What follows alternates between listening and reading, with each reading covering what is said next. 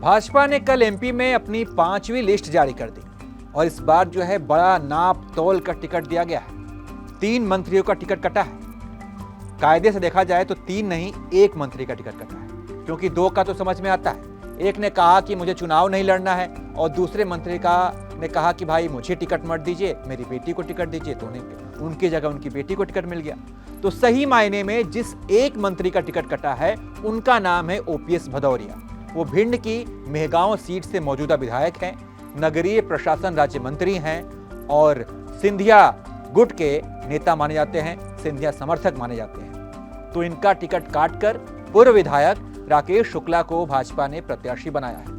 2018 के चुनाव में कांग्रेस के टिकट पर ओपीएस भदौरिया ने तो जिस भाजपा के उम्मीदवार को भदौरिया ने हराया अब उन्हें ही टिकट मिल गया है। कांग्रेस से चुनाव जीतने के बाद ओपीएस भदौरिया बाद में सिंधिया के साथ कांग्रेस छोड़कर भाजपा में शामिल हो गए थे।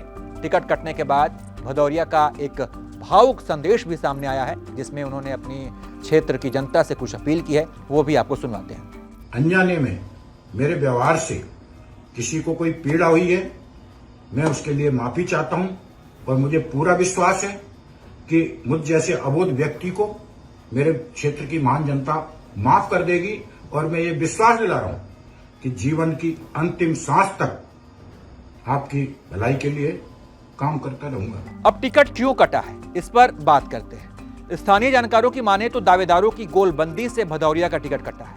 अब ये गोलबंदी क्या है, ये भी आपको समझाते हैं। जब भी एक सीट पर 5 से ज्यादा दावेदार होते हैं और वे दावेदार आपस में मिलकर एक गठबंधन कर ले, गोलबंदी कर ले, यानी कि अगर 3 दावेदार 5 में से 3 दावेदार मिलकर संगठन के पास जाएं और ये कहें कि भाई हम में से किसी एक को टिकट दे दो, लेकिन फला आदमी को टिकट नहीं मिलना चाहिए, तो इसे कहते हैं गोलबंदी। और इस सीट पर यही हुआ और इसी वजह से ओपीएस भदौरिया का टिकट कट गया और राकेश शुक्ला को टिकट मिल गया। भदौरिया सिंधिया समर्थक बताए जाते हैं।